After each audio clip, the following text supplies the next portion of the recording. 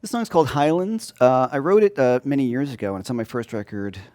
And it's a major tune, and it's in 6. And it uses a 1, 5, 6, 4 turnaround. So we're in the key of E major. My first chords are just E major, basically to C sharp minor. But I play this, which is a C sharp minor 11, because it sounds pretty.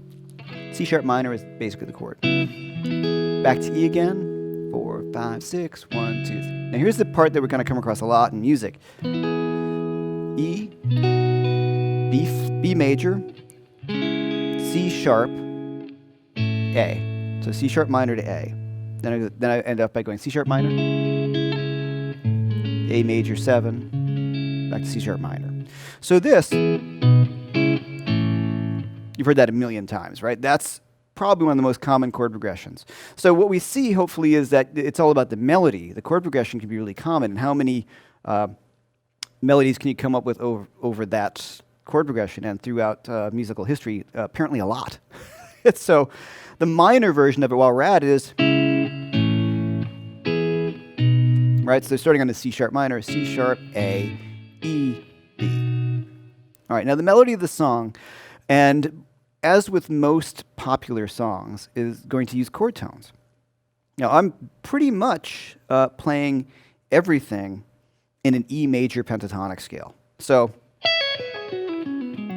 pentatonic melody, which nothing wrong with that. So the first thing I start off with a pickup. I do a lot on one string because I like the sound. So my pickup here is B, E, well, okay, here's an added note, F sharp. Actually, let me try that again. So I start off with a pickup. There's a downbeat of the song. So I'm going right up the scale. B, E, F sharp, G sharp. So I'm going to bend up now the F sharp to the G sharp, still on the E. Ba, ba, ba, ba, ba. And I hit the E because it is the third of the C sharp minor chord, right? So I'm really, though it's pentatonic, I'm making sure within the pentatonic scale that I'm sitting on chord tones of each chord. Now, fortunately, in this case, the E works because it's the root, but, right? Then again. So I'm going right up the scale again, and embellishing it with the C sharp, and ending on this B. Then, okay, now here, this is a B, and it's in the E major pentatonic scale, but I am playing C sharp minor. It's the 7th. So it's kind of this chord right there that I was playing, or C sharp minor 7. So in this case, instead of choosing the root, I can use the 7th of the chord, the flat 7th of the C sharp minor chord, and it's a nice softer sound, right? So instead of sitting on the root, so it was a conscious decision to kind of soften up the sound. So right here, I've outlined the E chord, and this is where the change starts at the 1, 5, 6, 4. So I'm outlining that change. There's my B for the 5. Right, so there I'm grabbing the A, and that E is covered by the E chord. And of course, some of it's scale, so I'm not outlining every single change, but when I'm sitting on a note, here I'm ending on the E, which will cover both the C sharp minor and the A. Then, and that last little change, same idea. Outlining those changes by mainly thinking of E major pentatonic, but taking advantage of the fact that I have the flat 7 of the C minor chord, and I have this A flat major 7 there as well. Now, it's all pentatonic. I don't overthink every single change. Use your ears primarily too, right? You can say like, oh, that's a great ending note. But there are times where I don't know where to go. You're writing a melody, you're soloing, like, nothing's working. come back to the idea of playing the chord tone. Let's think about the chord tone. Look at the chord where it is, and I outline each of the shapes. We've talked about this many times. So, well, I could do,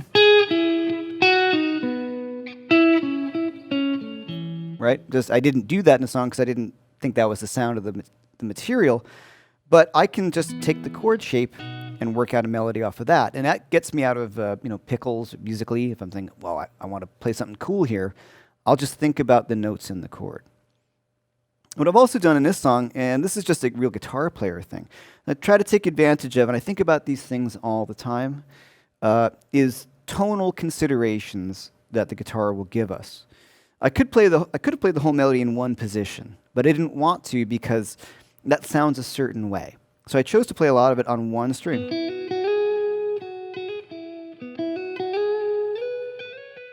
And what that gives me is this, I can do those slides, which sounds really nice.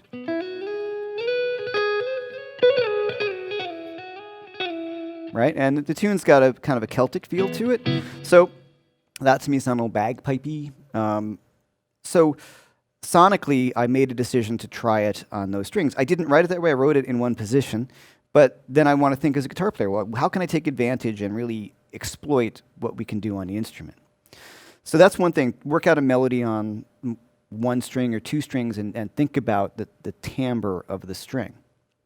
Also, as you see through a lot of the course, I change pickups at times because I think certain things will sound better on the neck pickup, and it makes it much more interesting for the listener. Now, you may not be consciously aware of it if someone is not a guitar player and kind of nerdy like I am, like, oh, he changed pickups and he rolled back his volume and all that. But those are inflections that we can get on the instrument that are very vocal. So by changing the pickup, you can round out the sound, or you roll back your gain, or you use your fingers. All these things translate into emotion, really. I mean, they're technical things, but all of it is. You just want to think about, well, how can I play this? Oh, I got the melody. Get that first. I got the melody. And how can I make it sound better? And I consciously went through these things. All right, I'm going to try playing it with my fingers. I'm going to try playing it on one string. I'm going to try to play it softer. I'm going to try to play it louder. I'm going to try it with the bridge pickup. I'm going to try it with the neck pickup. These things just don't happen. You want to consciously experiment with these ideas. And that's what I do all the time. I highly recommend checking out Jeff Beck. He's a spectacular guitar player you should be familiar with, named Michael Landau, you watch him play, it's all this kind of stuff. And it's so subtle, but it's beautiful. And it makes it the playing on a whole different level. So pretty basic, straight pentatonic melody that you can really have a lot of fun experimenting with.